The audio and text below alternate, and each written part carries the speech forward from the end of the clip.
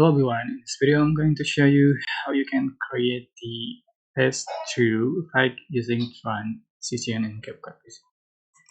So before you're just going to prepare your images or videos or what you like to edit, and I'm just going to add my uh, my imported. And so previously I set that the duration in 1.0 second for one clip.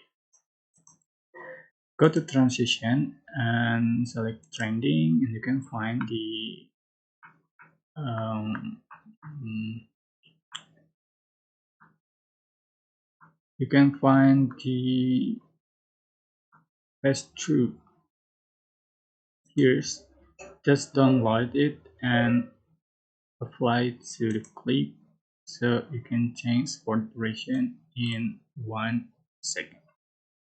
Apply to all the clip and see the final result.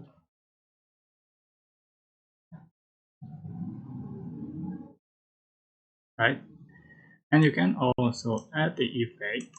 Just click effect, select nightclub, and I'm going to add the place punch just for the duration. Here we go.